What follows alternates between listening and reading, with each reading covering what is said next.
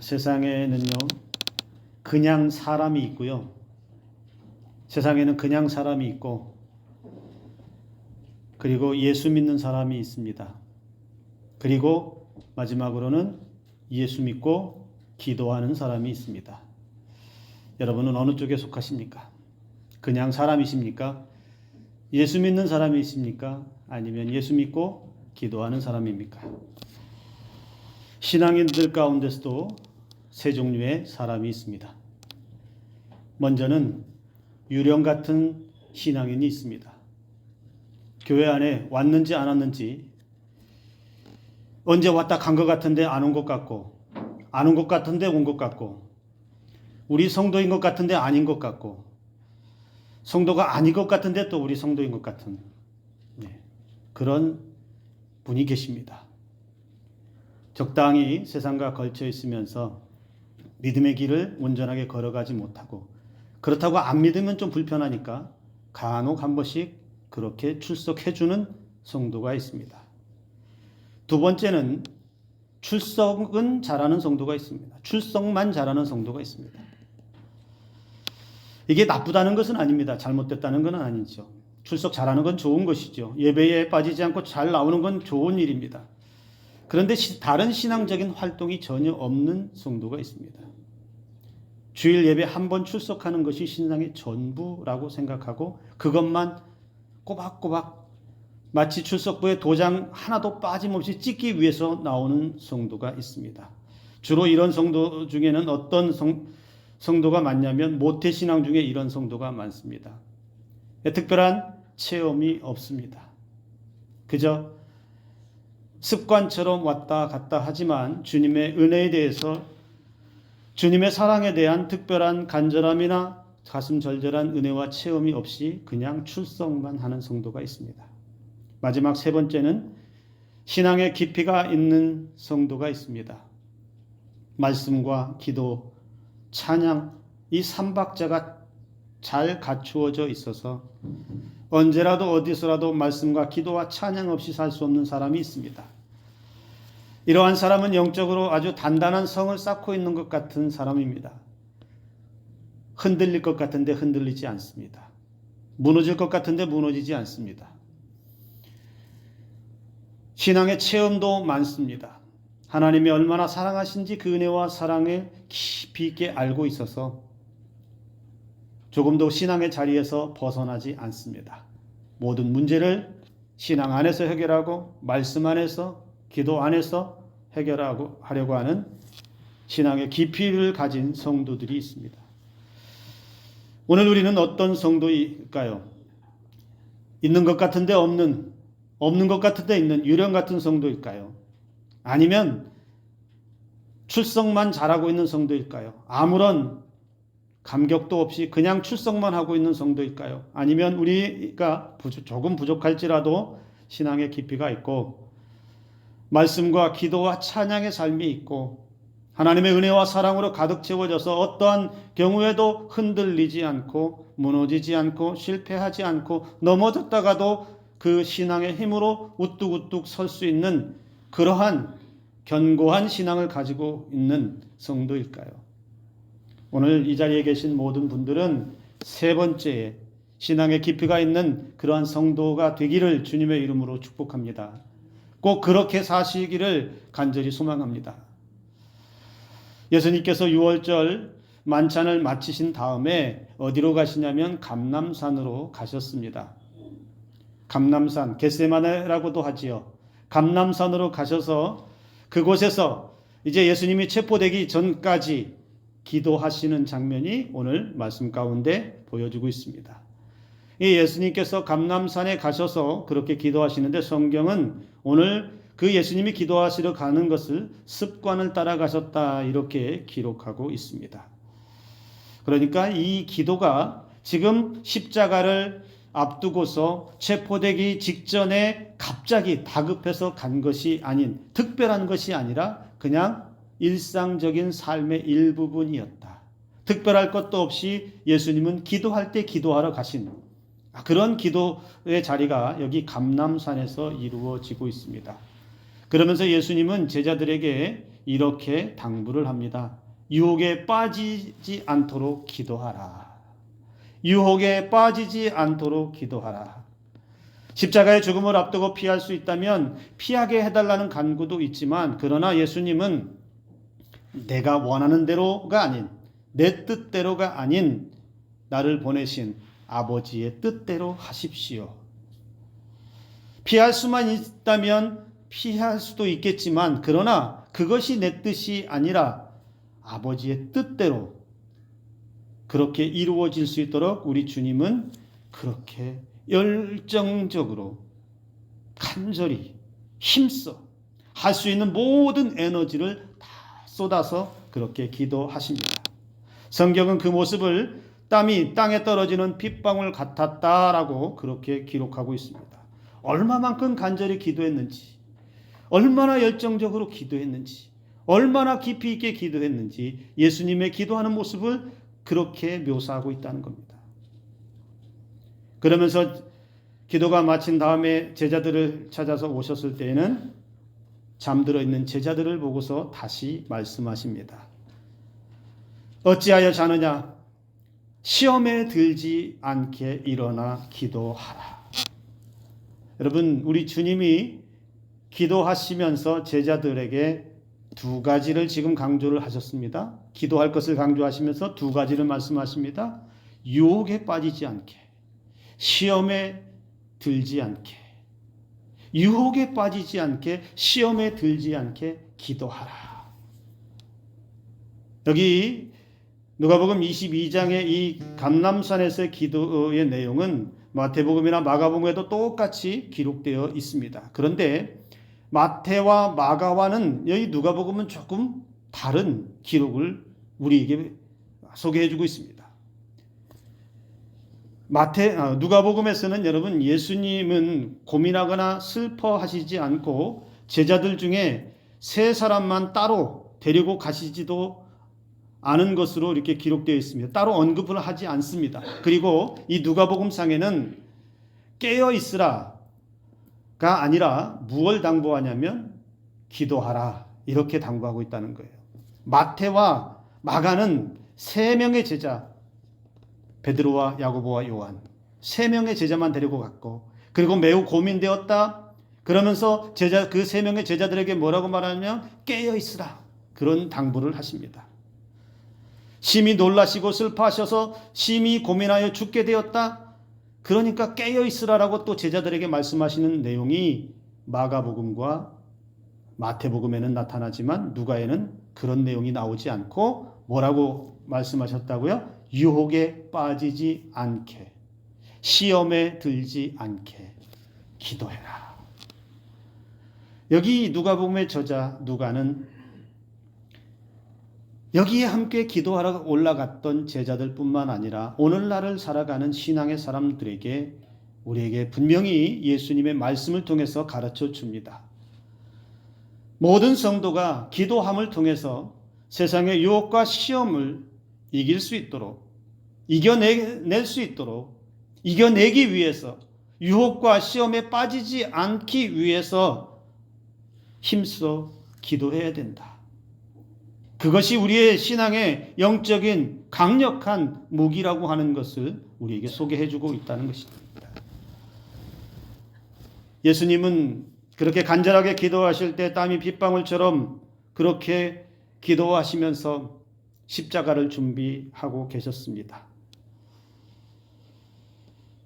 그 예수님의 기도의 장면을 보면 여러분, 물론 하나님의 아들이시니까 당연히 그렇겠다라고 말할 수 있지만 예수님의 이 기도 가운데서는 대충대충 설렁설렁 그렇게 기도하지 않았다는 것을 보여줍니다. 여러분, 그렇게 깊이 있게 땀이 핏방울처럼 처절하게 그렇게 기도할 수밖에 없었던 이유가 무엇일까요?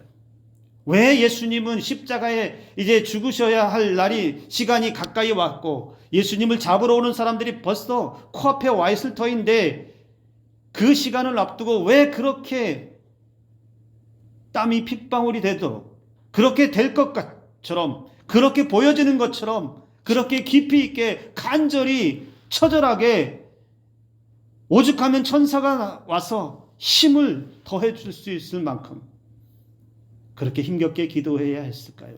왜 그렇게 기도했을까요? 그것은 죽으심이 두려워서가 아니라 그 십자가의 죽으심을 통하여서만이 우리를 구원할 수 있기에,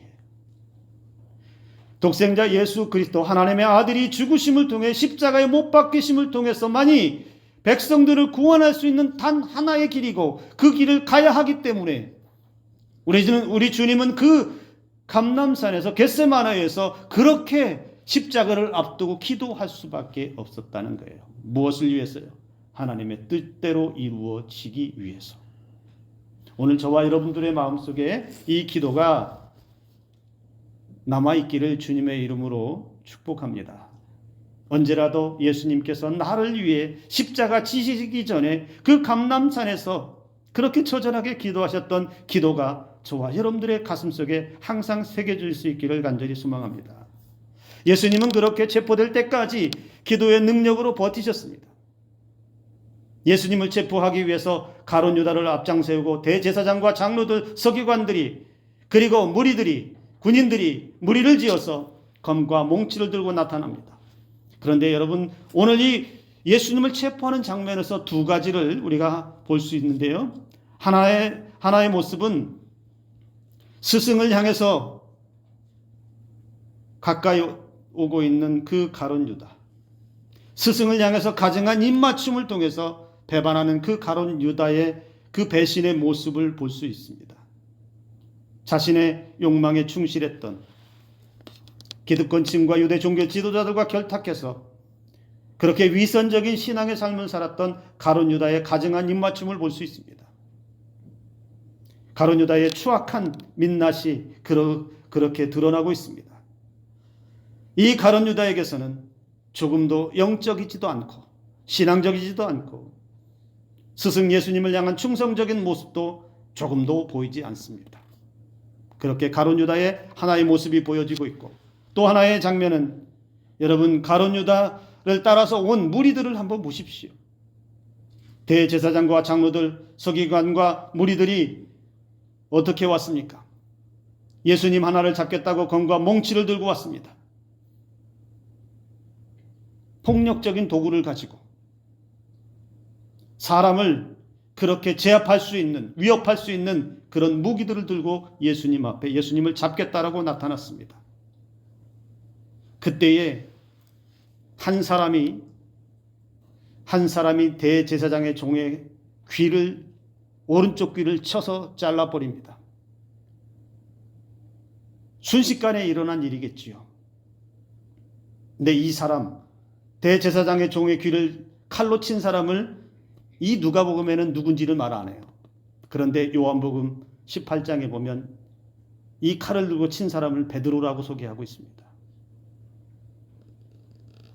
예수님은 그렇게 귀를 잘라낸 것을 보시고 이렇게 말씀하십니다. 이것까지 참으라. 이것까지 참으라. 그러면서 그 귀를 만져서 낫게 해주십니다. 예수님과 베드로의 반응이 극과 극이죠. 여러분, 베드로의 모습을 보십시오. 검과 몽치를 들고 온 사람 앞에 베드로가 어떻게 반응합니까? 지극히 감정적입니다. 지극히 폭력적입니다. 성급하고 절제되지 못한 모습으로 그들과 맞섰다는 걸 볼 수 있어요. 검과 몽치를 들고 왔다는 것은 그들의 권력과 그들의 힘, 그래서 예수님을 폭력적인 도구를 가지고 와서 잡겠다라고 하는 그 폭력적인 모습 앞에 베드로는 어떻게 반응하냐? 똑같이 폭력적인 방법, 감정적인 방법, 절제하지 못하는 그 모습을 가지고 베드로가 반응하고 있다는 거예요. 그러니까 지금 보면 가룟 유다에게서나 베드로에게서나 똑같이 보여지는 건 무엇입니까? 조금도 영적이지도 않습니다. 신앙적이지도 않습니다.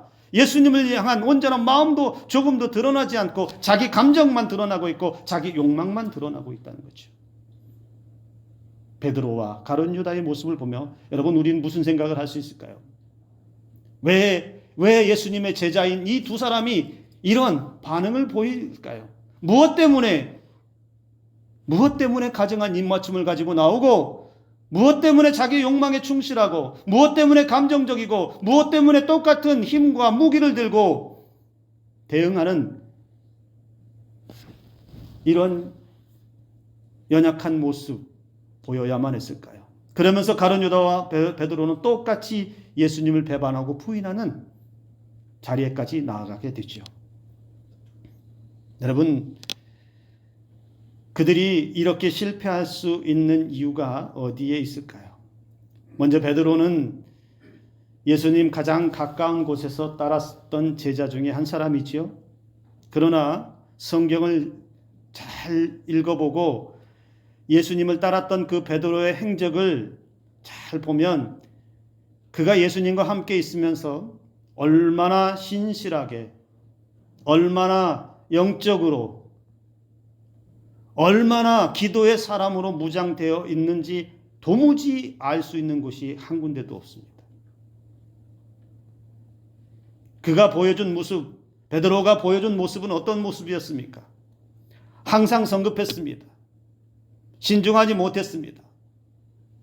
때로는 그 신중하지 못한 모습 때문에 분노했습니다. 그러면서 예수님 앞에서 큰 소리 치기도 했지요. 호언장담까지 했었지요. 그리고 이 다급한 순간에는 자기 힘으로 해결해 보겠다라고 그렇게 칼을 들어서 내리치는 모습까지 보였습니다. 지극히 자기 감정에 충실한 사람이 베드로였다는 것입니다. 결국에 예수님께서 닭 울기 전에 3번 모른다라고 너는 부인할 거야. 너는 닭이 3번 울기 전에 너는 나를 3번씩이나 모른다라고 분명히 부인할 거야. 라고 예수님이 예고하셨을 때에도 베드로는 달라지지 않습니다.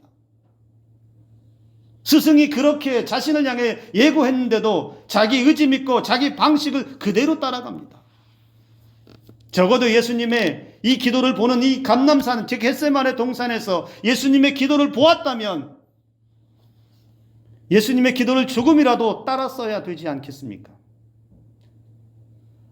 제자 베드로와 야고보 요한 3 제자가 예수님께서 기도하셨던 그 거리가 멀지 않다라고 성경이 기록하고 있습니다. 돌 던질 만큼 가까운 거리에 있었다는 거예요. 그렇다면 예수님이 어떻게 기도하셨는지 똑똑히 보았을 것인데 베드로는 그 자리에서 기도했다는 내용이 나오지 않는다는 거죠. 예수님은 다급함을 가지고 기도하고 있습니다. 간절함을 가지고 기도하고 있습니다. 그렇게 처절하게 지금 기도하고 있습니다. 조금이라도 제자로서 눈치라도 있었다면 베드로도 기도했어야 되는 거죠.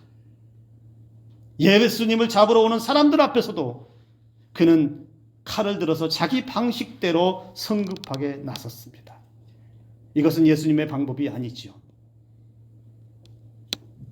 왜 그랬을까요? 왜 그렇게 성급해야 했을까요? 왜 그렇게 감정적이었을까요? 왜 그렇게 눈치가 없었을까요? 왜 그렇게 예수님과는 전혀 다른 길로, 다른 방법을 계속해서 반복해서 선택해야만 했을까요? 하나님의 뜻을 모르니까 그렇죠. 하나님의 뜻을 알지 못하니 내가 무언가 해보겠다라고, 내가 이렇게 하면 할 수 있다라고 자신만만하게 그냥 성급하게 나섰던 것이지요. 왜 하나님의 뜻을 몰라요? 예수님 가장 가까이에서 따라다녔는데도 왜 하나님의 뜻을 몰랐을까요? 적어도 3년이란 시간 동안에 예수님으로부터 그렇게 많은 시간을 가르침을 받았을 터인데 왜 하나님의 뜻을 몰라요? 말씀도 제대로 듣지 않았고 결국에는 하나님의 뜻에 대해서 물어본 적도 없기 때문 아닐까요? 베드로는 자신의 신앙과 삶에서 그렇게 하나님의 뜻을 물어보지 못하는, 즉 기도의 실패로 말미암아서 그의 인생에서 참다운 실패를 경험하게 됩니다. 자기 감정에 충실했고 자기 통제가 안 되는 사람, 더더욱 기도의 실패는 치명적인 결과를 맞이할 수밖에 없다는 거예요.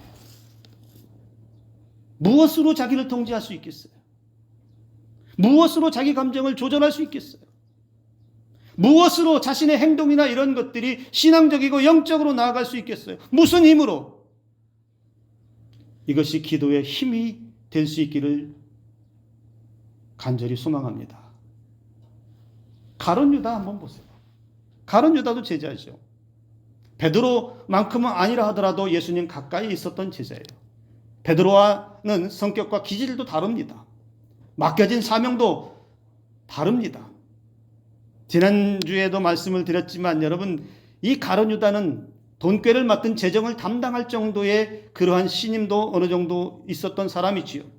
그런데 그 내면에 들여다보면 가룟 유다의 마음속에 그 숨겨진 욕망, 예수님보다는 자기 욕망을 채우기 위한, 예수님보다는 자기 이득을 지키기 위한, 적당히 권력과 결탁하고 자기 기득권 지키기 위해서 예수님도 헐값에 그냥 팔아 넘겨도 아무렇지 않은 그런 양심에 화인 맞은 그러한 사람이 바로 가룟 유다였어요. 탐욕에 찌들어서 자기 이득을 챙기는 일이라면 예수님도 그냥 제자이면서도 적당한 거리에서 따랐던 사람. 가룟 유다도 똑같이 베드로와 같이 예수님으로부터 말씀을 들었습니다. 네가 나를 팔 것이다. 그런데 가룟 유다 그 말씀을 들어도 베드로처럼 똑같이 아무 변화가 없습니다. 스승을 팔 거라고 얘기했어요. 오늘 나와 같이 손을 넣는 자가, 나와 같이 떡을 먹는 자가, 이 식탁에 같이 있는 그가 나를 팔 것이라고 예고하는 그 말씀을 가룟 유다가 들었는데도 불구하고 아무런 변화된 것이 나타나지 않고 그는 자신의 욕망에 따라서 충실하게 움직입니다. 예수님은 제자들과 마지막 만찬을 마치시고 감람산으로 가셔서 기도할 때 가룟 유다는 어디로 갔습니까? 그는 대제사장들을 찾아가고 장로들을 찾아가고 무리들이 있는 그곳을 찾아가서 예수님을 잡을 수 있는 자리로, 안내하는 자리로 찾아가지 않았습니까? 가룟 유다는 예수님의 그 말씀, 네가 나를 팔 거야 라고 하는 그 말씀을 들었어도, 그렇게 충격적인 말을 들었음에도 조금도 고민한 흔적이 보이지 않고 그것 때문에 하나님께 구했다는 그런 기록도 나오지 않습니다. 여전히 자기 욕망에 따라 그냥 움직일 뿐이에요. 기계처럼 그냥 욕망에 따라 움직일 뿐이라는 것이죠. 가룟 유다도 하나님의 뜻을 모르면 자기 욕망을 주체하지 못하게 되는 것이죠. 통제가 안 되는 거예요. 자기 욕망이 더 크면 아무리 예수님이 가까이 따랐다 하더라도 그 욕망에 따라서 그냥 기계처럼 움직일 뿐이에요. 스승을 파는 것, 아무 거리낌 없이 그렇게 행동할 수 있다는 것이죠. 이러한 주체할 수 없는 욕망, 자신 안에 있는 이러한 죄악들을 잠재울 수 있는 힘이 과연 어디에서 나타날까요? 여러분, 이것이 또한 기도의 힘에서 나오는 줄을 믿으시기를 바랍니다. 내가 주체할 수 없는 나의 욕망을 잠재울 수 있는 강력한 힘이 어디에서 나오느냐? 하나님께 뜻을 묻고 하나님의 뜻을 듣고 그 뜻에 따라서 움직일 때에 내 욕망과 나의 불신앙과 나의 죄악을 잠재울 수 있는 힘이 나타난다는 것입니다. 그것이 기도의 힘이라는 것입니다. 기도는 하나님의 능력을 가져오는 힘이 있습니다. 또한 기도는 하나님의 마음을 움직이는 힘이 있습니다. 그래서 기도는 기도한 사람의 마음도 하나님의 뜻에 맞게 움직이는 힘을 부여해 주신다라는 것이죠. 그렇기 때문에 기도로 자신을 통제하지 못하면 무너지고 실패합니다. 자기 욕망에 찌들어 사는 사람들이 벗어날 수 있는 길이 어디에 있느냐? 하나님의 뜻을 물을 수 있는 기도의 자리에서부터 시작한다는 거예요. 베드로와 가룟 유다처럼 기도하지 못한, 기도로 준비되지 못한 사람들, 신앙이 있다고 해도 그 욕망을 버리지 못합니다. 감정적이고 절제되지 못하면 자기 힘으로 모든 문제 해결해 보겠다고 그렇게 문제를 더 크게 만드는 사람들이 있다는 것이죠. 신앙이 있어도, 신앙생활 오래 해도 그렇게 통제되지 못한 신앙 가운데 있다면 우리는 다시 한번 살펴볼 수 있어야 합니다. 왜 그렇게 되는지, 무엇 때문에 내가 그렇게 절제되지 못하고 통제되지 못하고 그렇게 내 욕망과 내 욕심과 나의 이기심만 그렇게 추구하며 살아가는지 우리는 다시 볼 수 있어야 하고, 그것을 잠재울 수 있는 비결이 어디에서 나오는지를 우리는 다시 깨달아야 한다는 것입니다. 반대로 기도가 준비된 사람들, 기도로 깨어있는 사람들은 어떻습니까? 자신을 내려놓기에 익숙해집니다. 생각과 지식, 인생의 경험, 세상을 향한 영광, 권력, 돈의 힘을 내려놓을 수 있습니다. 왜 그렇게 될까요? 하나님께서 일하실 수 있도록 기도를 통해 자신을 열어놓기 때문에 그렇습니다. 하나님이 내 안에서 역사하시고 일하시면 내 마음을 세상이 아닌, 돈이 아닌, 권력이 아닌 하나님의 은혜 안에 머물도록 붙들어 주신다라는 겁니다. 그렇기 때문에 하나님께서 하시는 일을 따라가고 감정적이지도 않고 인내와 절제를 통해서 기도하는 사람들은 반드시 하나님의 때를 기다릴 줄 안다라는 것입니다. 이것이 기도의 능력이고 힘이 됨을 여러분 믿으시기를 바랍니다. 우리의 신앙을 평가할 때 우리 다시 한번 생각해 보았으면 좋겠습니다. 나는 감정적으로 일 처리를 하는지, 일이 생기면 참지 못하고 성급한지, 여전히 내 힘과 내 능력을 의지하고 있는지, 문제가 생기고 일이 생기면 사람 찾아다니면서 해결점을 찾고 있는지 우리는 살필 수 있어야 합니다. 베드로와 가룟 유다와 같은 기도로 준비하지 못했던, 기도로 깨어있지 못하고 유혹과 시험에 빠지지 않도록 기도하라고 하셨던 주님의 말씀에 따라가지 못했던 그들은 세상의 방식을 가지고 문제를 해결하려고 했습니다. 세상의 무기에 의존할 수밖에 없었습니다. 예수님을 잡으러 오는 사람들도 마찬가지입니다. 자기 힘만 믿고 왔습니다. 로마 권력의 힘만 믿고 왔습니다. 그들에게서는 어떠한 영적인 힘도, 그들에게 있어서는 어떠한 은혜조차도 보이지 않았다라는 것입니다. 이게 세상의 방법입니다. 그러나 우리 신앙인들에게 있어서 삶의 방식과 신앙의 방법은 반드시 기도로 나아가야 될 줄로 믿습니다. 여러분, 성경에 성경뿐만 아니라 이 세상을 살아갔던 많은 믿음의 선지들 가운데서도 기도로 승리한 사람들이 많습니다. 그런데 여기 기도로 승리한 사람 몇 사람만 좀 잠깐 보겠습니다.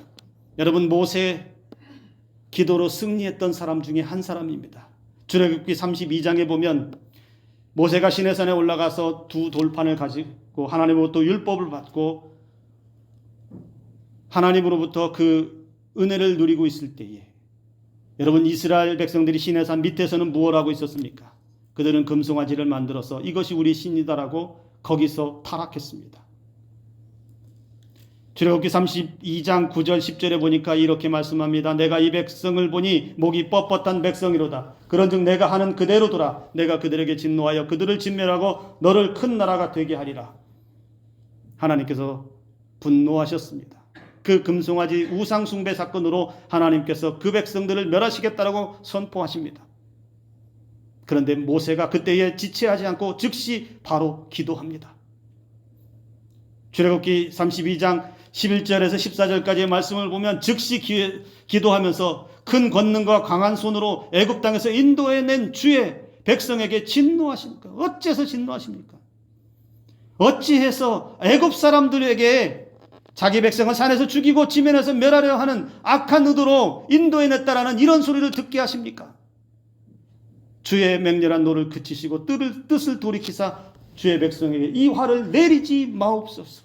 이게 모세의 기도예요. 하나님이 어떻게 반응하십니까? 뜻을 돌이키시고 그 백성에게 화를 내리지 않습니다.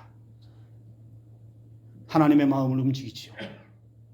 모세가 증거판을 들고 산에서 내려왔을 때 이스라엘 백성들 그 사이에서 요란한 소리가 들립니다. 그때 모세가 그것을 보고 춤추고 흥청망청하는 백성들을 보고 모세가 크게 분노합니다. 그러면서 증거판을 산 안에다가 내던져버립니다. 아론을 향해서 책망합니다. 왜 이런 일을 했습니까? 그리고 이스라엘 백성들에게 누구든지 여호와 앞에 있는 자는 모세 앞으로 나오라고 명령을 합니다. 그때 레위 자손이 모여들고 모세는 여호와의 말씀에 따라 레위 자손을 통해서 그 자리에서 3,000명을 죽이도록 명령합니다. 그리고 난 후에 모세는 이스라엘 공동체에 너희가 큰 죄를 범하였도다. 내가 이제 여호와께로 올라가노니 혹 너희를 위하여 속죄가 될까 하노라. 여호와께 내가 올라가겠다. 왜 올라갑니까? 기도하러 간다는 거예요. 하나님과 내가 독대하겠다는 겁니다. 그러면서 그때에 모세가 이 유명한 기도를 남깁니다. 슬프도소이다. 이 백성이 자기들을 위하여 큰 신을 만들어 싸우니 큰 죄를 범하였나이다. 그러나 이제 그들의 죄를 사하여 주옵소서. 그렇지 아니하시오면 원하건대 주께서 기록하신 책에서 내 이름을 지워버려 주옵소서. 모세의 기도는 간단해요. 하나님, 이 백성들의 죄를 용서하여 주옵소서. 그렇지 않다면 내 이름을 생명책에서 차라리 지워줘 주십시오. 공동체 리더로서 백성들의 죄악 앞에 하나님 앞에 엎드렸습니다. 용서를 구했습니다. 하나님 어떻게 하십니까? 하나님께서 그 기도를 또 들으시고 그들을 멸하지 않지요. 기도를 통해 하나님을 움직입니다. 기도를 통해서 그 백성을 살려냅니다. 이게 기도의 승리지요. 여러분, 다니엘은 어떻습니까? 다니엘은 사실 기도한다는 이유로 사자밥이 될 위기에 처합니다. 왕의 명령을 어기고 사자굴, 굶주린 사자굴에 내던져집니다. 그런데 사자가 털끝 하나도 건들지 않죠. 근데 여러분, 다니엘이 그렇게 사자굴에 던져질 때에 다니엘의 모습 가운데 혹시 이런 모습 발견하셨어요? 사자를 보면서 겁내서 두려워서 주여 살려주옵소서라고 기도하는 거 보셨어요? 없어요. 다급해서 그 사자굴 앞에서 안절부절 통곡하며 기도하거나 간절히 기도한 내용이 없습니다. 그런데도 불구하고 사자 앞에서 사자는 입도 뻥끗하지 않고 다니엘을 손도 대지 않아요. 어떻게 이런 일이 있습니까? 다니엘은 이미 하루 3번 예루살렘을 향해서 기도하는 그 기도가 준비되어져 있었던 사람이에요. 그러니까 기도로 준비되어져 있던 사람은 그 앞에 사자가 있던, 그 앞에 어떤 대적이 있던, 내 앞에 어떤 큰 문제와 험막한 일들이 나를 덮친다 하더라도 대연하게 받아들일 수 있는 거예요. 아무 일 없는 것처럼 요동하지 않고 흔들리지 않고 두려워하지 않고 그 자리에 담담하게 사자 앞에 양반다리하고 딱 앉아서 사자와 얼굴을 맞대고 있을 수 있다는 거예요. 그렇게 다급한 순간에도 여러분 평안을 누릴 수 있는 것, 그것이 무슨 이유이겠습니까? 기도의 능력이었다는 거예요. 다니엘은 그렇게 기도하는 사람이었습니다. 오늘 저와 여러분들에게도 이 기도의 승리가 삶에서 넘쳐나기를 주님의 이름으로 축복합니다. 여러분, 사탄이 가장 싫어하는 사람이 사실은 기도하는 사람이에요. 조금 전에 제가 예를 들었지만 사탄이 건들기 가장 좋은 사람은 왔다 갔다 그냥 생각 없이 다니는 신앙인들, 있는지 없는지 모르게 그냥 아무 체험도 없고 그냥 출석만 하고 왔다 갔다 하는 사람은 건들기 딱 좋은데, 사단이 도저히 건들려고 해도 건들 수 없는 사람이 있어요. 왜냐하면 그 사람은 누구냐? 기도하고 있는 사람이에요. 하나님과 직접 소통하고 있고 하나님과 직접 대화하고 있고 하나님의 뜻을 묻고 있고 하나님의 은혜를 사모하면서 하나님 앞에 부르짖어 말할 수 있는 그 특권을 누리고 있는 사람은 사단은 건들지를 못한다는 거예요. 왜요? 이미 신앙의 영적인 견고한 성이 기도를 통해 쌓여져 있기 때문에, 기도는 난공불락과도 같은 성이기 때문에 사단은 기도한 사람을 절대로 건들 수 없습니다. 무너뜨릴 수 없다는 거예요.